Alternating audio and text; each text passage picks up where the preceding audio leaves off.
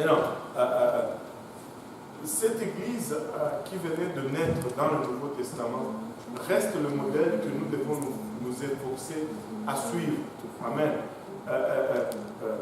Nous pouvons voir déjà que dès le début, c'était une église évangélistique, une église basée sur l'évangélisation. Le premier jour de l'église, il y a eu 3000 personnes qui se sont ajoutées à l'église. 3000 personnes dans Acte 2, 41. Dans Acte 4, quelques chapitres plus tard, la Bible nous parle de 5000 personnes.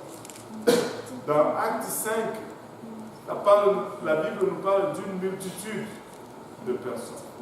Dans Acte 6, un grand foule de sacrificateurs. Et c'était une église qui était pour l'évangélisation. Amen. L'église évangélisée. Et comme église, nous devons évangéliser. Et moi, j'ai toujours comparé l'évangélisation comme l'effet de trouver un bon restaurant.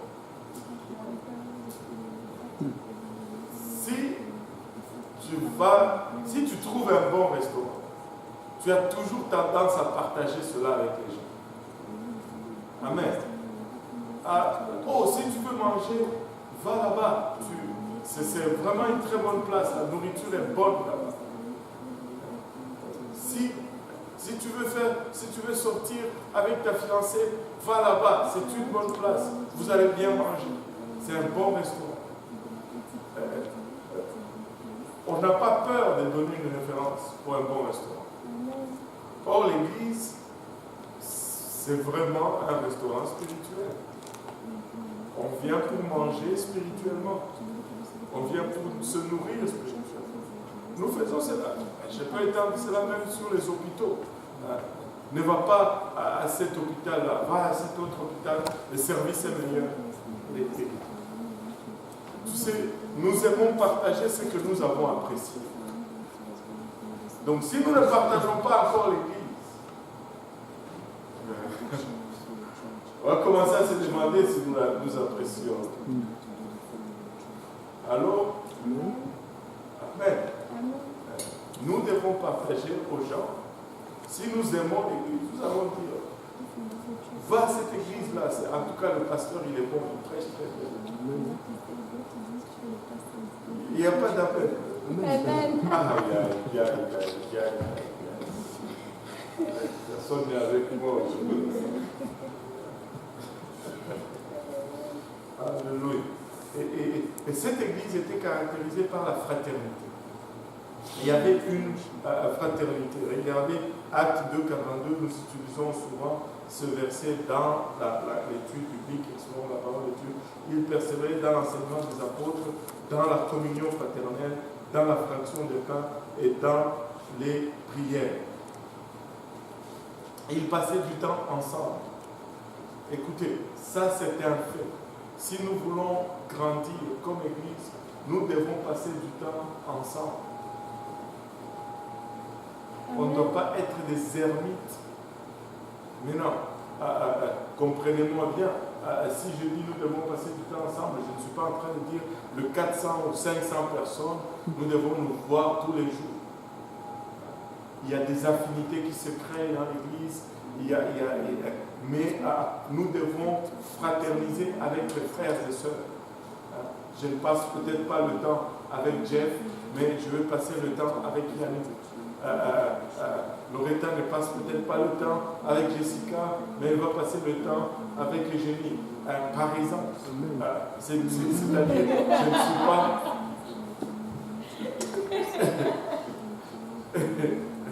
J'ai manqué quelque chose. Et c'est comme quand on devient 500, 600, on ne peut pas toujours passer le temps. L'autre, c'est quand la dernière fois que j'ai parlé de ça, on était ensemble, c'était dans un service où, je me rappelle plus, c'était dans la réunion du samedi soir, du samedi qu'on avait, j'ai commémoré encore comment au tout début, quand les jeunes commençaient à venir à l'église, Et on se voyait tous les jours avec le frère Yannick, le frère Achille, toute cette gang de jeunes-là. On se voyait tous les jours. Si je ne les voyais pas durant la journée, ils débarquaient chez moi vers 22h. Au début, je pensais qu'ils m'aimaient beaucoup. Mais c'est après que j'ai compris que c'était pour la nourriture.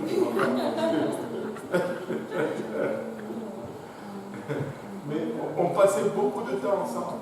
Et vu qu'on passait le temps ensemble, il y avait une forte croissance. Une forte croissance. Arrêtez de me fuir. Allô?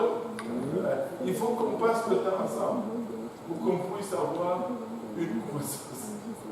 Amen. Amen. Amen. Je ne dis pas tout le monde à la même place. On peut aller chez Jessica. Amen. Amen. On voit le chemin. Alléluia. Et c'est ça. Donc la fraternité est importante. C'était une église. J'ai une question. Oui. Mais est-ce que. Je ne sais pas comment formuler ma question. Je me dis, on est humain. Quand il y a des humains, ça se marche souvent dessus. Mais est-ce que la fraternité en soi. Bon. La question c'est compliqué. Je vais donner un exemple. Je vais essayer de mettre dans le contexte. Par exemple, quand on allait à l'église à Kinshasa, bon, c'était. On vient à l'église. Donc, du coup, tu ne savais pas qui a mangé quoi chez qui a fait quoi, qui n'a pas fait quoi. D'une part, c'est comme. Chacun vit sa vie quand tu vas à l'église. Et ça a évité beaucoup de problèmes. Après, bon. Du coup, je me dis, peut-être que c'est le fait de passer trop de temps ensemble aussi. C'est pas ça, c'est sur ça. Il n'y a pas de gain sans prix à payer. Et tu peux juste aller à l'église, sortir, mais éventuellement vous allez finir comme des étrangers. Et ça va être hypocrite quand vous dites oh bonjour sœur Tabitha. Quelle sœur? Tu ne connais même pas la sœur. Tu n'as aucune connaissance. Qu'est-ce qu'elle traverse, qu'est-ce qu'elle vit. C'est comme. Mais tu sais, ça c'est normal. Même les frères avec qui nous naissons, les sœurs bien sûr aussi, avec qui nous naissons dans la même famille. Il y a toujours des. Tu vois, même la femme que tu choisis toi-même, ou le mari que tu as choisi toi-même, des fois il y a toujours des. Mais ça, c'est pas. Ça ne doit pas. Tu sais, si on n'accepte pas ce problème, on ne va jamais grandir. Et pour vous dire, pour de vrai, et pour vous dire, pour la vérité, tu ne peux pas grandir sans difficulté. Au fait, ce sont ces choses-là qui font que tu deviens mature. S'il n'y a pas ces choses, tu ne vas jamais devenir mature. Impossible. Sans défi, il n'y a pas de croissance. Sans défi, il n'y a pas de croissance. Amen. Alléluia. Et c'est ça. Donc, la fraternité fait grandir. Amen. La fraternité fait grandir.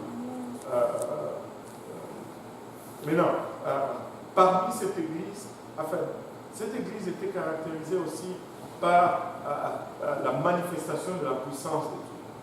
Il y avait beaucoup de miracles qui se faisaient parmi les fidèles.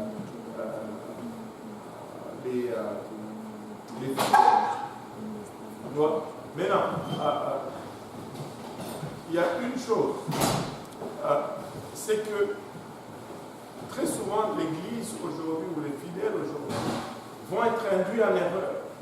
Ils vont lire le livre des Actes, premier chapitre, miracle.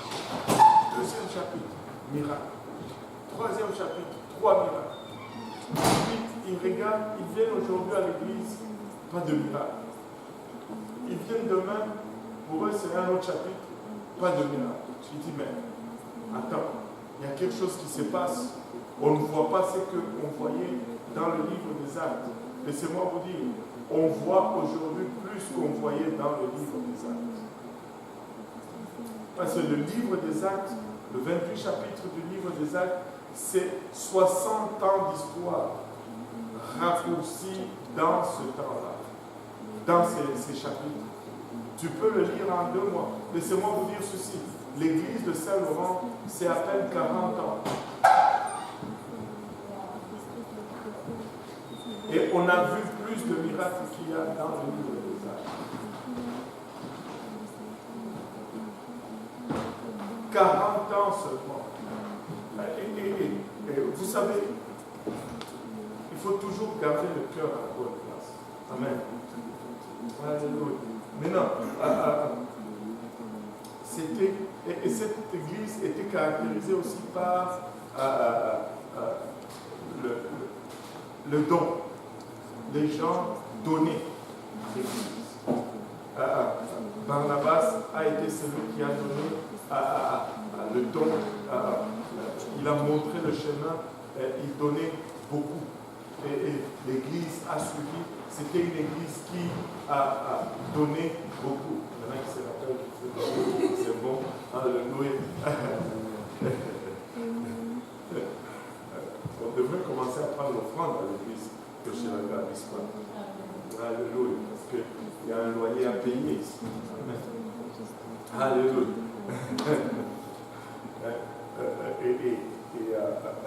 Barnabas a montré les chemins, mais c'était une église qui était caractérisée par le don. Il n'avait pas peur de donner.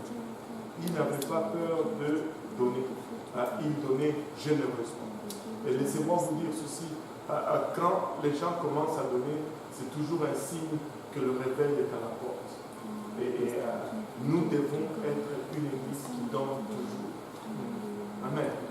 Comme personne individuellement, mais comme église aussi collectivement, nous devons toujours donner. Amen. Alléluia. Mais cette église qui est née à Jérusalem a commencé à être à l'aise à Jérusalem. Elle a commencé à être vraiment à l'aise. Le commandement de Dieu, si nous le lisons dans Actes chapitre 1, Actes chapitre 1, verset 8, si quelqu'un peut le lire.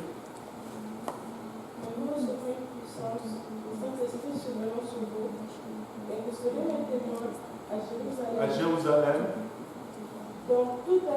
dans toute la Judée, dans la Samarie, et jusqu'aux extrémités de la terre. Le plan de Dieu, ce n'était pas que l'Église reste à Jérusalem seulement. Le plan de Dieu, c'était que l'Église aille partout. Acte 1, 8. Le plan de Dieu, c'était que l'Église sort de Jérusalem. Dieu ne voulait pas que les gens restent seulement à Montréal, je veux dire à Jérusalem. Ils devaient aller évangéliser partout. Nous ne devons pas rester seulement à Saint-Laurent. Nous devons avoir des églises, nous devons planter des églises partout. Amen. Alléluia. Et parce qu'ils n'ont pas voulu sortir, Dieu a commencé à envoyer d'abord une persécution. La première persécution a commencé et le premier martyr est mort. C'était Étienne. J'ai l'impression qu'on avait parlé d'Étienne. Non? C'était à Saint-Laurent. Non, pas à Saint-Laurent. À Saint-Laurent? À Saint-Laurent, on est encore dans les... Non, elle est de type. Mais ça fait presque 1 an. Non, c'était juste avant qu'on rentre en 2019.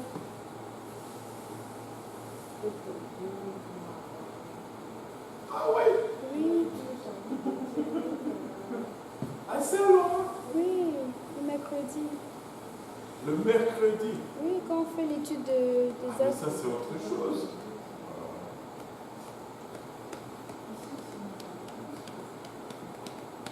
Si on a parlé de ça. Non. Peut-être.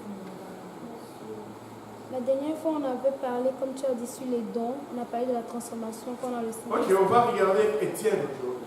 Amen. On va. Alléluia, c'est même son père. Alléluia. On va regarder la vie d'Étienne aujourd'hui. Étienne était le premier martyr de l'Église, la première personne à mourir pour le Seigneur. Et si nous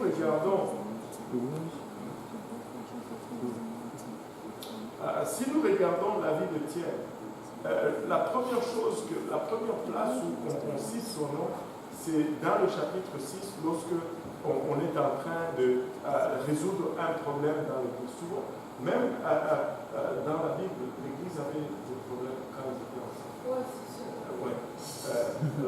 Le partage de nourriture, les gens se plaignaient pour le partage de nourriture. La nourriture, là, ça va nous amener des problèmes. Ça n'a pas commencé aujourd'hui, cette histoire de nourriture. Bon, en tout cas, Étienne a été nommé parmi les 7 premiers diacres pour servir aux tables la nourriture. Et aujourd'hui, quand on te demande de servir la nourriture, tu dis, ah, moi, je veux seulement prêcher. Mais Étienne servait la nourriture. C'était un travail noble, un service noble. Alléluia. Qui sait si tu sers la nourriture durant le banquet, qui sait si tu vas te faire lapider après la personne ne veut plus servir la nourriture au banquet. Alléluia. Mais regardez, après cela, c'est au 6e chapitre, le verset 8, qu'on parle d'Étienne encore. Si quelqu'un peut nous le lire. Étienne, plein de foi et de puissance, faisait des prodiges et de grands miracles parmi les peuples.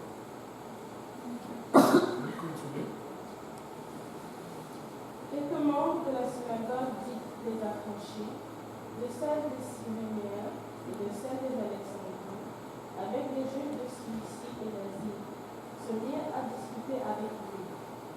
Mais ils ne pouvaient résister à sa sagesse et à l'esprit par lequel il parlait.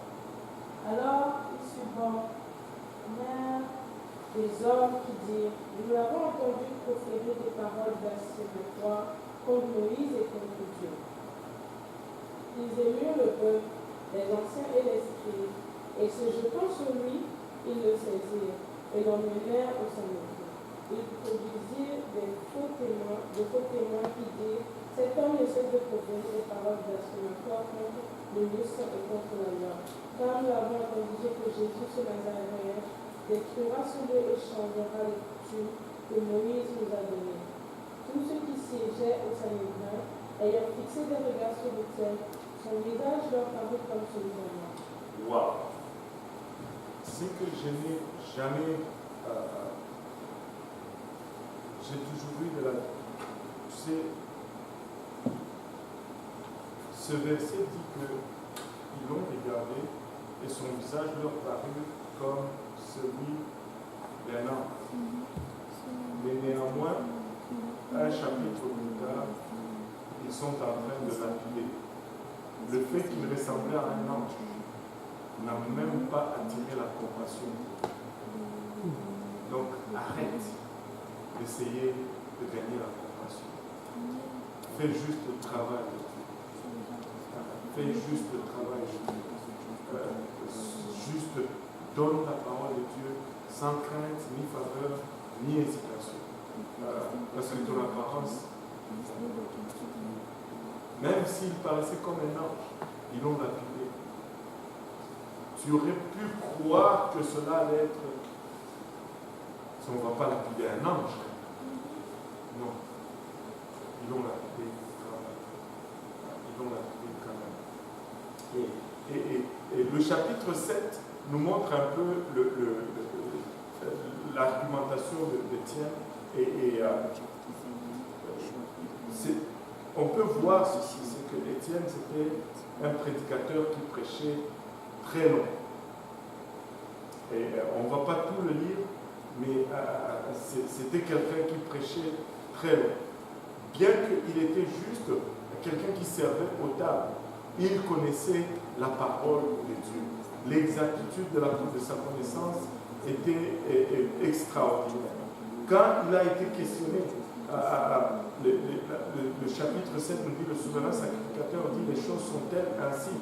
Et la réponse d'Étienne a été très longue, du verset 2 jusqu'au verset 50 quelques. Il ne faisait que prêcher. Il a commencé, et il n'a pas commencé au milieu, il a commencé au tout début. Étienne répondit, « Homme, frère et père, écoutez, le Dieu de gloire apparut à notre père Abraham. Il est remonté tout de suite à Abraham, lorsqu'il était en Mésopotamie, avant qu'il s'établisse à Charan, et il lui dit, quitte ton pays. Et il commence à prêcher et il donne toute l'historique d'Israël, du peuple juif, jusqu'à ce qu'il parle de Joseph au verset 14. Il continue, il parle finalement de Moïse au verset 31 et il continue, il n'arrête pas jusqu'à ce qu'il arrive à dire que David trouva grâce devant Dieu et demanda d'élever une demeure pour le Dieu de Jacob. Et c'est puis Salomon qui bâtit le temple, mais le Très-Haut n'habite pas dans ces lieux. Et il continue, regardez le verset 50. Je ne sais pas dans votre Bible, on a mis 3 points de suspension. Pour dire qu'il a tellement parlé qu'on ne va pas tout écrire. Homme au cou raide. Il fait une transition maintenant. Il commence à parler à ce peuple. Homme au cou raide. Aujourd'hui, on ne prêche plus comme ça. Si je me tenais devant vous et que je disais, hey, gang de têtus, c'est sûr que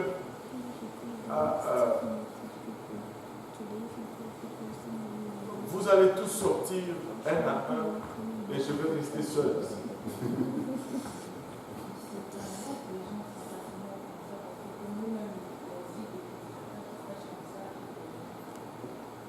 Ils disent homme au couvert. Non, mais j'en ai vraiment Dieu. Ok. C'est vrai. C'est vrai que si tu vas en Afrique, il y a des places encore où... mais ce qui est triste, c'est que il n'y a pas beaucoup de vérités qui sont... C'est juste des paroles dures, mais qui ne sont pas accompagnées. Mais non. Le point vraiment, c'est que aujourd'hui, ce qui fait qu'on ne prêche plus comme ça, c'est à cause du niveau d'orgueil, juste déjà dans la société.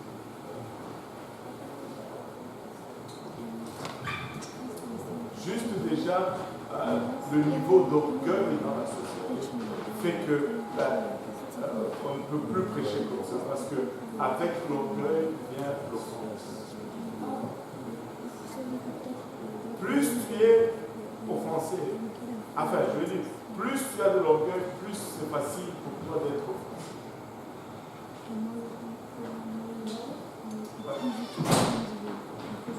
Moins tu es orgueilleux et moins tu es offensable.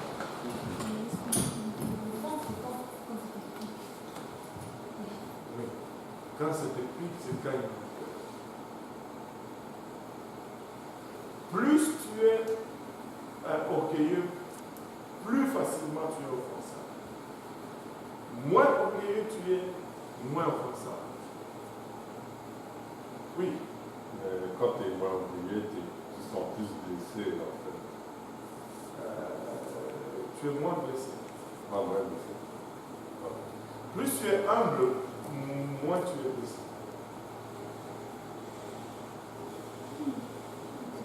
Vous ne semblez pas être convaincu. Je peux vous faire une démonstration. Oui. Tu sais, quand tu penses que tu es là et que on te traite comme si tu es là, ça te pique et tu as mal et tu es offensé. Mais si tu penses que tu es là et qu'on te traite comme si tu étais là, tu trouves ça normal parce que tu es déjà là. Plus tu vas penser que tu es important, plus tu vas penser que tu es élevé, plus facilement tu es offensable. Mais si tu penses que tu es inférieur, je vais vous donner un exemple. Amen. C'est vraiment un vrai exemple. Tu sais, quand on était tous au pays, on était en famille, le grand frère,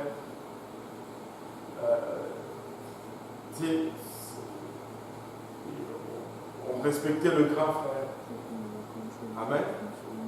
Mais non, même, je vais quelque part, donnez-moi juste du temps. Maintenant, le petit frère s'est échappé, il est venu au Canada.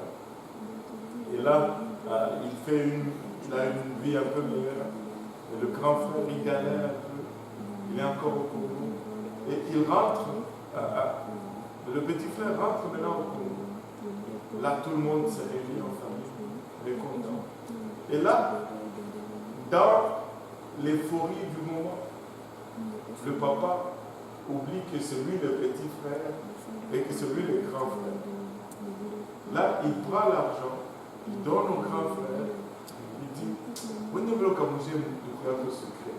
va chercher une boisson à ton frère. Tu sais, dans un temps normal, ça ne se fera jamais. Parce que le grand frère est toujours considéré supérieur au petit frère. Maintenant, si le grand frère a gardé cette supériorité à lui, il va être offensé.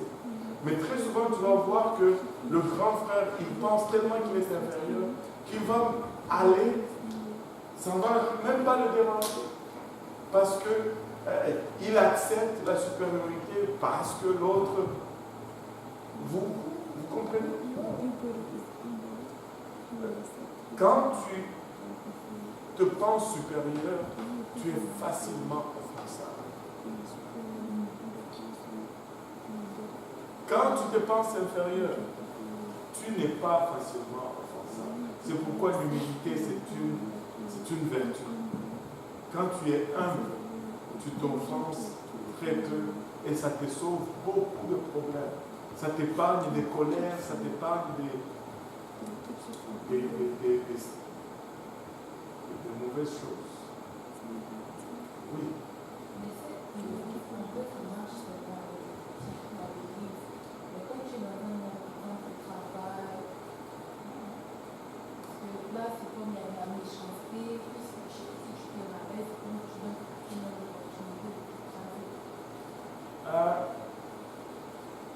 Ça marche même dans le monde. Oui. Mais la clé,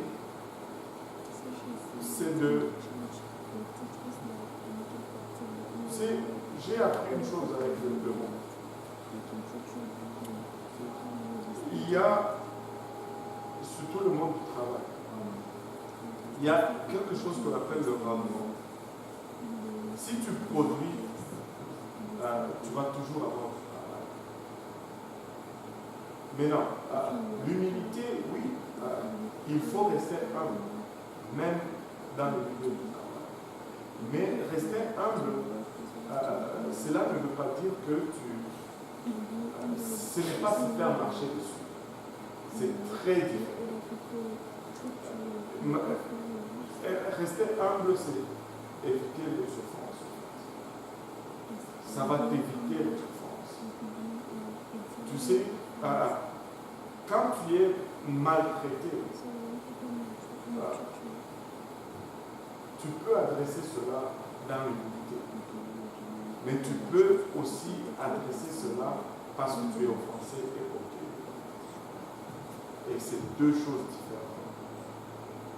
C'est deux choses très différentes. C'est deux choses très différentes. Mais ça sert toujours d'être humble. Parce que quand tu n'es pas humble, même ton patron, quand il te demande de faire quelque chose, tu vas avoir de la difficulté.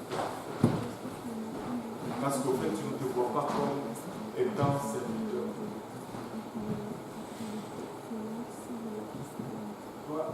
Tu vas aller à une place, tu vas acheter un café, mais la personne te sert comme si elle ne voulait pas te servir. Alors que elle est là pour travailler. C'est vraiment manqué d'humilité. Plein d'orgueil. Et on en voit beaucoup ici. On pense que tout nous est dû. Non. Oui. Je parlais par expérience que moi, il y avait beaucoup d'orgueil quand je travaillais auparavant, parce que je venais dans un emploi où je travaillais au salaire minimum, et malgré les formes maximum que je faisais pour le département propre, je travaillais dans un supermarché, et j'étais beaucoup orgueilleux, beaucoup frustré par le fait que malgré le rendement que je faisais, je n'étais pas vraiment récompensé par ça. Oui, ça peut. Tu sais que l'humilité va payer éventuellement. Mais des fois, ça va prendre du temps. Maintenant, il faut maintenant demander au Seigneur. Des fois, il y a quelque chose que nous devons corriger et il va nous garder dans une situation pendant longtemps. Mais laissez-moi vous dire ceci. L'humilité paye toujours, que ce soit au travail, que ce soit à l'école. Si tu es soumis à tes boss, tu vas avoir la promotion. Si tu es soumis à tes boss, tu vas avoir la promotion.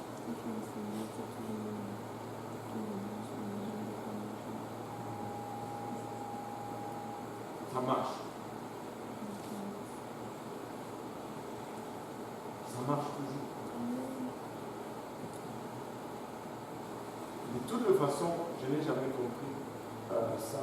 Quand on va chercher un travail, c'est parce qu'on est dans le besoin. Et on est allé chercher le travail. Ce n'est pas le travail qui est venu nous chercher.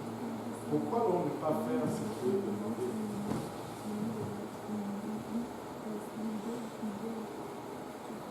Puis quand on prend un travail, on accepte la condition. Ne soyez pas comme ceux qui étaient dans la Bible. Tu sais, vous souvenez-vous de cette parabole des ouvriers à différentes heures? Ceux qui ont été engagés le matin, on leur dit, travaillez, on va vous donner $100. À midi, il y a d'autres qui viennent, on va vous payer.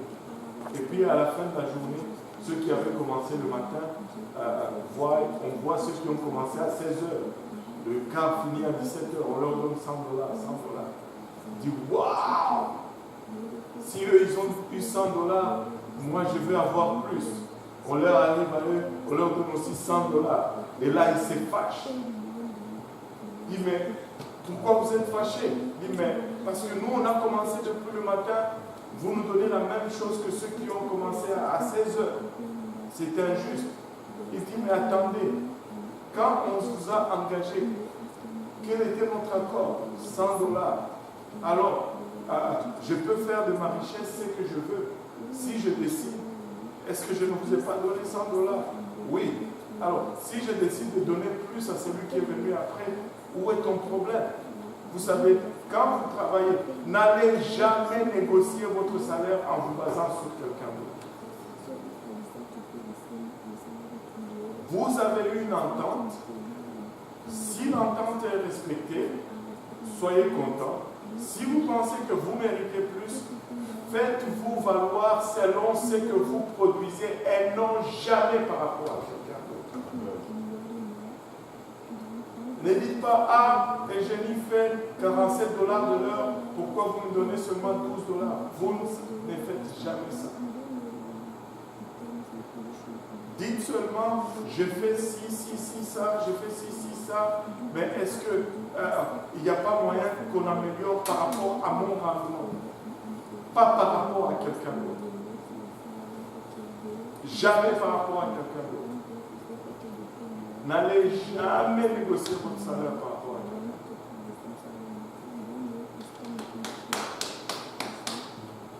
Quand vous négociez par rapport à vous-même, à votre rendement, souvent ça marche. Mais il faut qu'il y ait rendement. Il faut qu'il y ait rendement. Étienne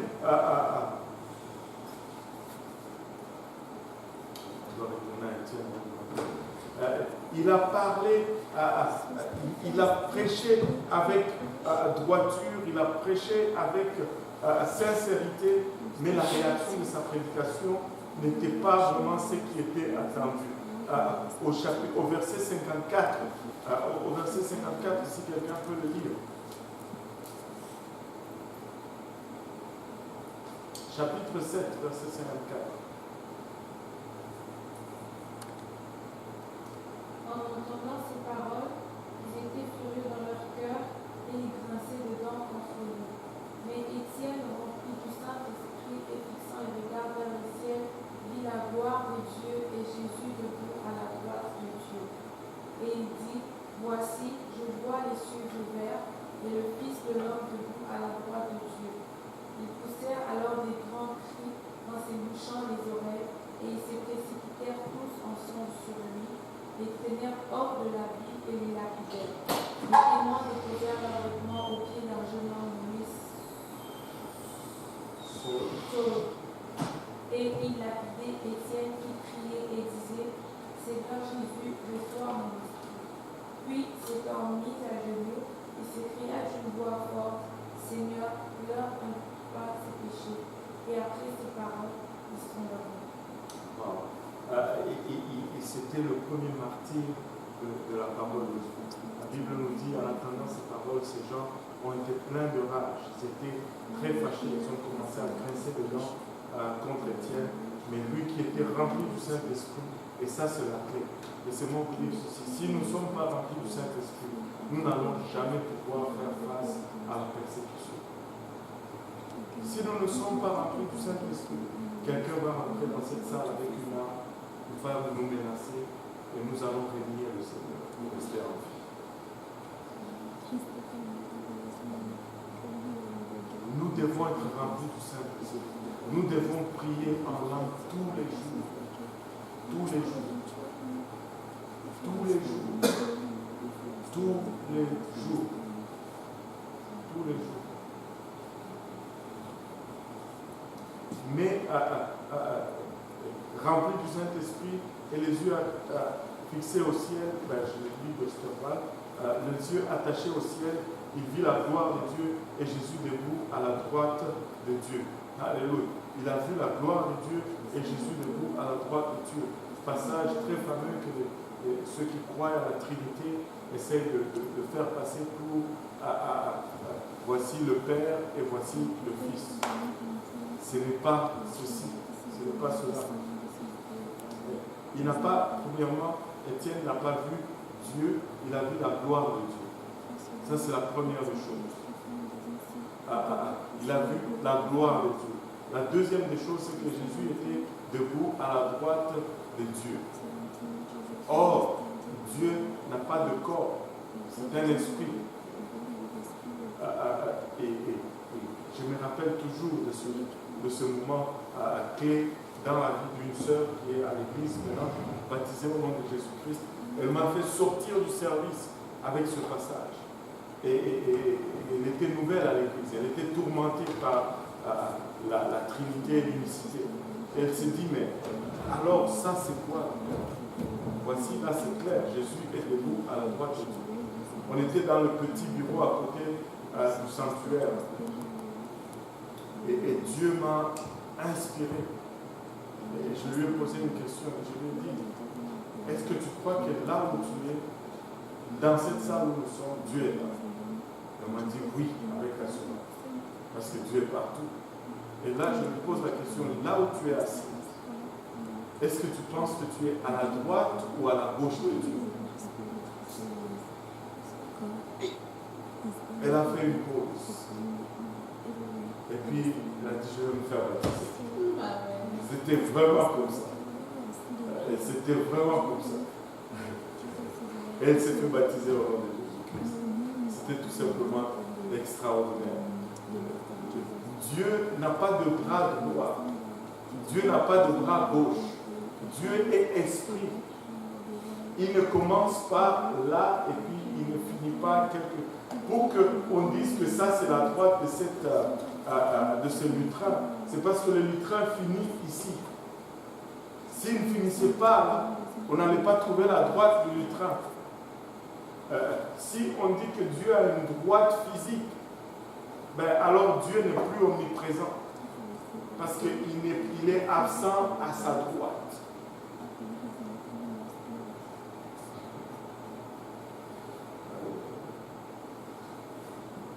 Et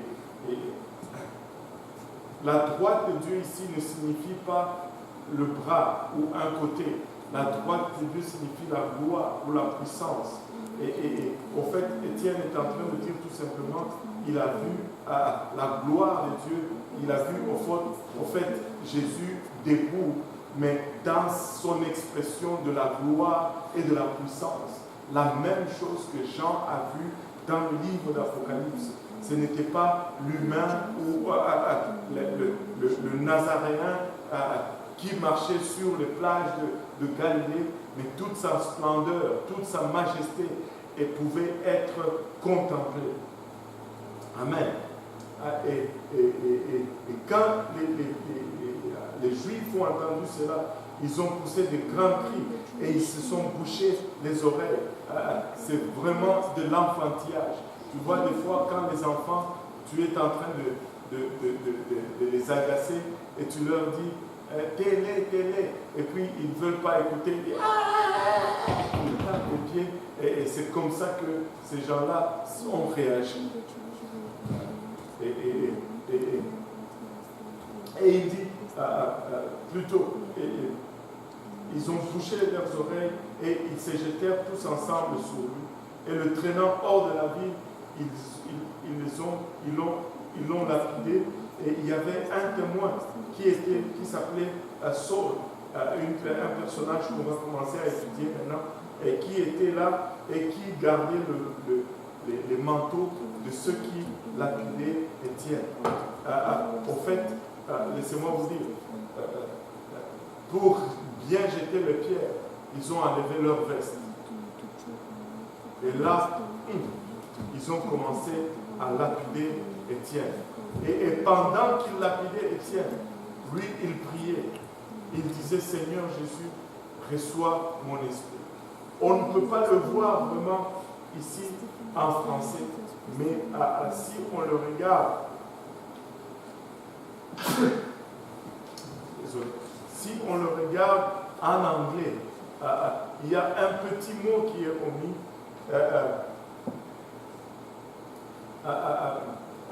En anglais, ça se lit au verset 59, and they stoned Stephen, calling,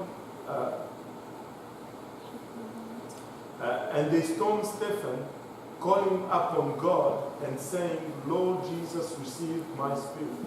Et ils disent c'est écrit, il lapidait Étienne, qui priait Dieu et disant, Seigneur Jésus, reçois mon esprit.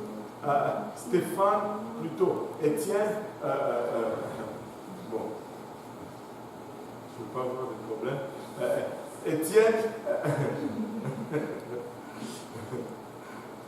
Étienne priait Dieu et il disait Seigneur Jésus. En fait, il regardait les dieux auxquels il priait et il lui disait Seigneur Jésus, reçois mon esprit. Waouh! Ça parle tout seul. Et puis s'étant mis à genoux, il cria d'une voix forte, Seigneur, ne leur impute point ce péché. Waouh! Je ne sais pas si nous sommes rendus là, mais tu es en train d'être lapidé. Ça fait mal. Juste un petit caillou sur ton orteil, tu insultes déjà la personne qui a laissé tomber cette brique. Mais on lançait, tu sais, même si c'est par accident, mais là on lançait ces pierres expressément sur lui.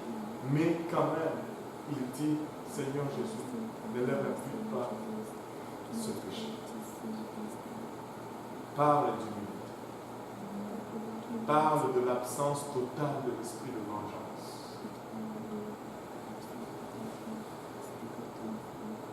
Wow. C'est pas moi, c'est la Bible. Bon. Je veux savoir pourquoi nous, on est tellement différents. On ne prie pas assez. Là, c'est la toute première des choses. On ne lit pas assez.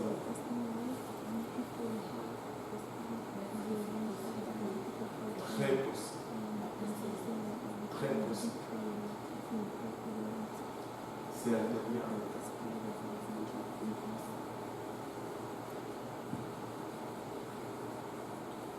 C'est atteignable.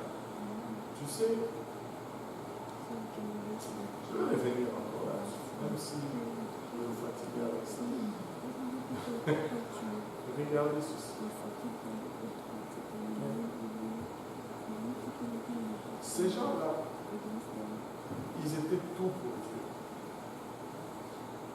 Et très souvent, nous voulons regarder les grandes choses, mais il faut commencer par regarder dans les petites choses. C'est dans les petites choses que ça commence. Si nous établissons certaines priorités dans les petites choses, nous allons voir que dans les grandes choses, ça va suivre aussi éventuellement.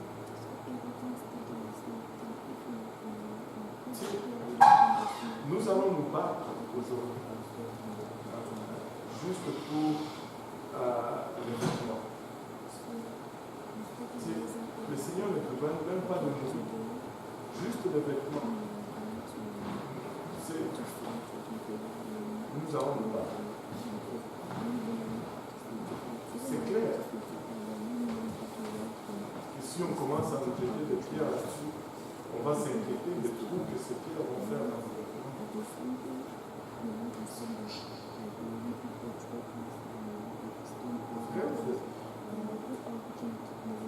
Parce que c'est tellement important, c'est plus important que le Seigneur.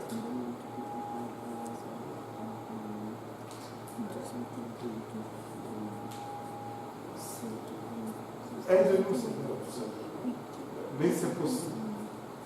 En priant, en lisant la parole de Dieu, en s'abandonnant quotidiennement dans cette présence. Quand je dis prier, ce n'est pas juste faire un rituel. Tu sais, il y a de ces moments où tu vas prier et tu vas prier et tu vas arriver à pleurer, des fois même sans savoir pourquoi tu pleures. Allô? Pourquoi? On doit faire du chemin ici. Ok.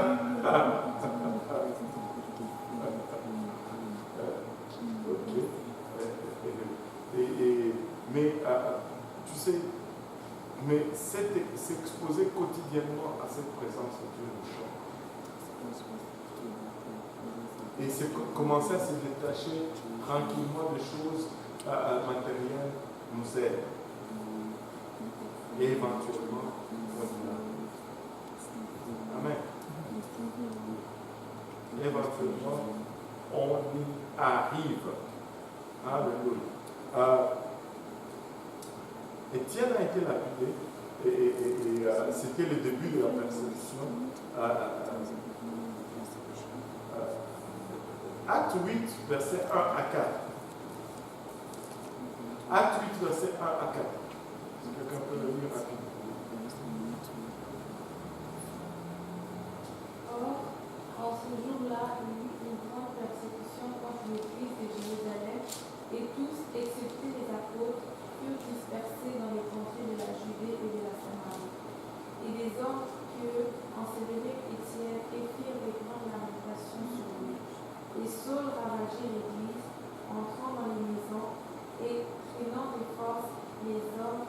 pas et les jeter en prison.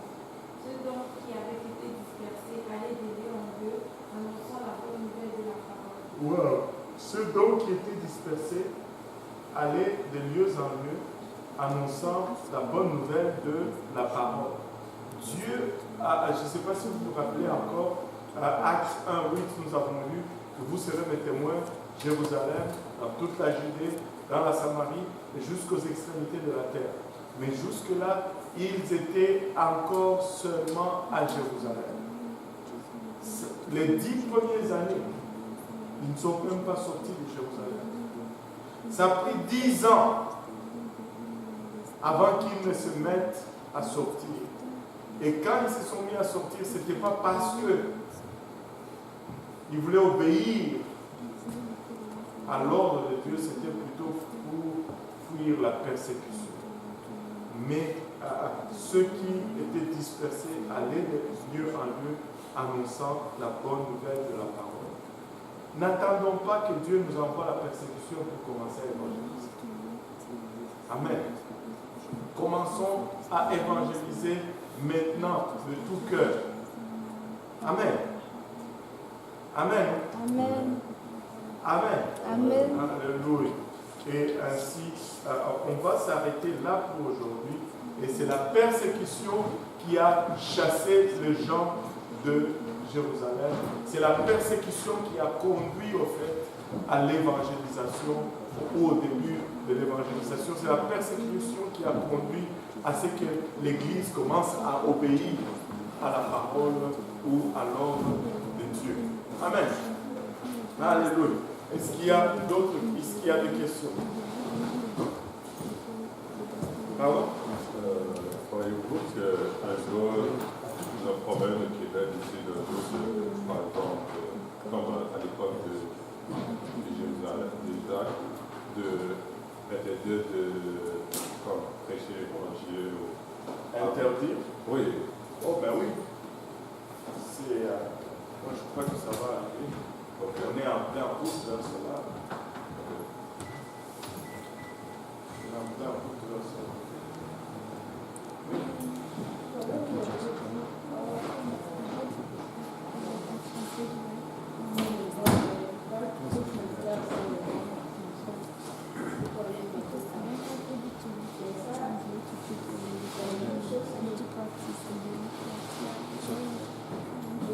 Ce que je veux te dire, c'est que ceux qui ont été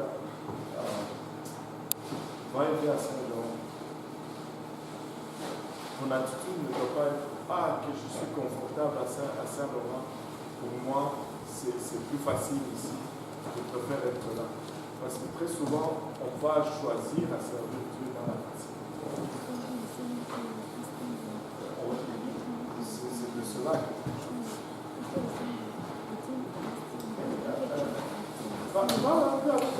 hello. Hey, you leaving? Yeah, we're gonna serve food. 5 minutes? Okay.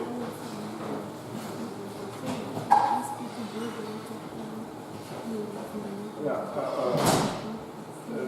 c'est ça. Donc, notre attitude, ça parle à notre attitude. C'est-à-dire, nous ne devons pas chercher à servir Dieu seulement dans notre vie. C'est ça.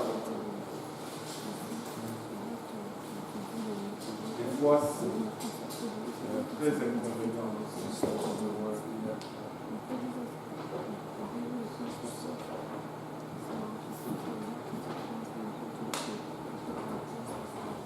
Une question?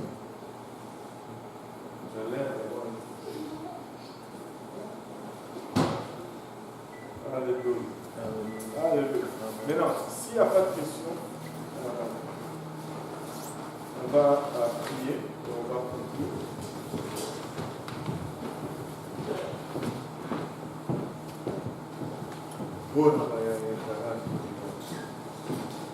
Seigneur Jésus, nous te rendons grâce encore une fois, papa, pour ton amour, ta bonté.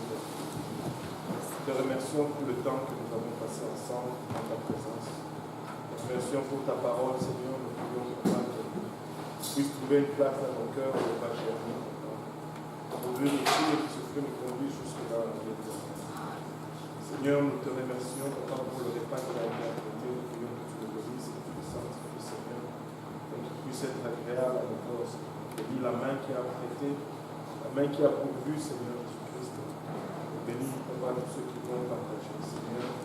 Souviens-toi, nous te prions également de ceux qui n'ont rien à manger ensemble. C'est avec action de grâce dans le cœur que nous te prions ici. Dans le nom de Jésus, nous sommes tous au nom de Jésus. Alléluia. On nous bat les mains.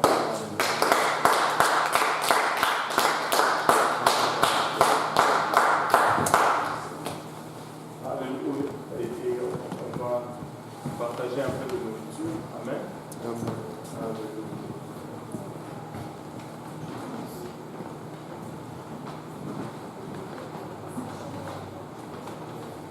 Oui, c'est vraiment un concept de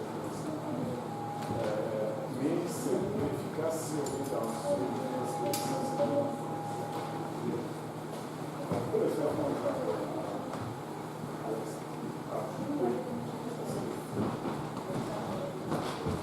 c'est ça. On va yes. Been missing a couple of days. Yeah. Sauf si tu t'arrives à That's your work, huh? Oh, that's the university you went to. Okay, good.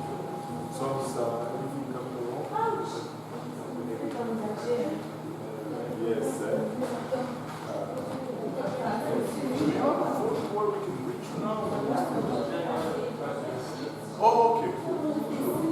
Okay, good. Wonderful. Wonderful. Could share some here.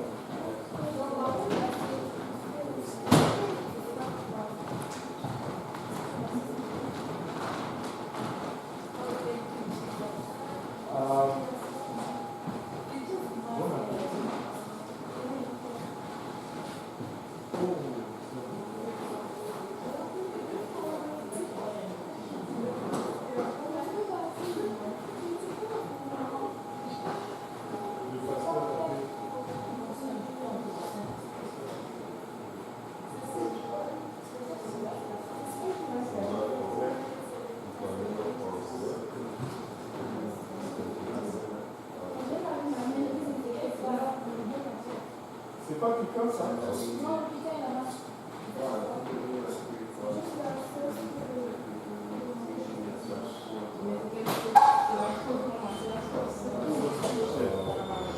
How are you? What's your name again? Melanie. Nice meeting you, Melanie. So bow down here.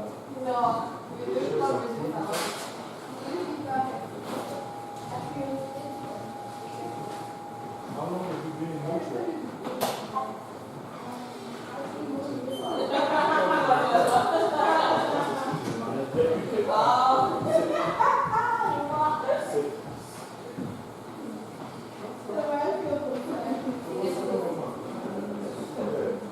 On peut commencer à servir? Non, non. This is chicken. You eat chicken? Yes. And this is brown. It's kind of a local.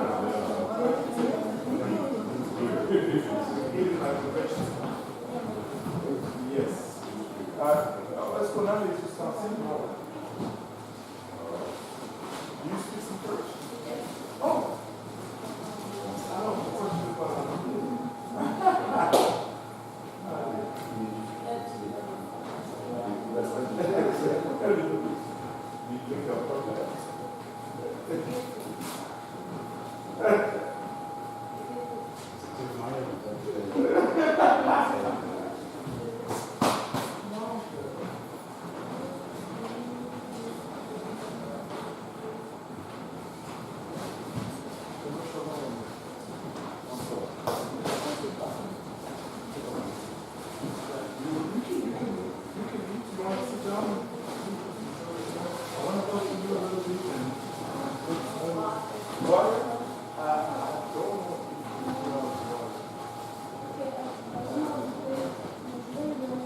Okay.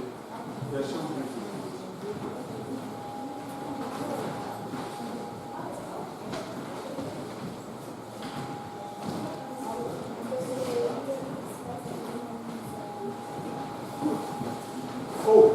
les amis, pendant que nous sommes ici, j'ai une nouvelle entreprise. J'ai reçu 2 invitations. Vous êtes le premier pour l'Afrique. Une invitation pour Brazzaville et une invitation pour la Côte d'Ivoire. Brazzaville, Congo Brazzaville. Une invitation pour Brazzaville au mois de juin, mais ça va être une semaine. Et une autre invitation pour la Côte d'Ivoire, ça va être aussi une semaine. Voyage missionnaire. Brazzaville, c'est leur conférence nationale.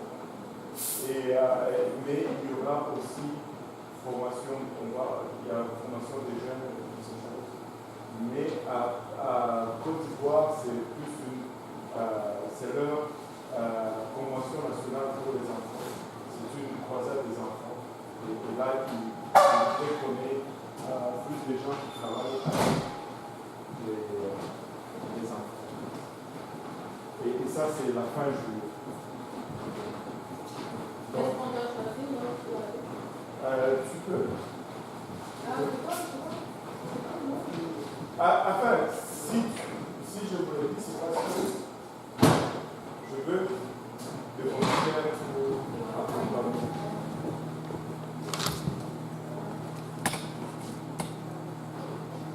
Mais parce que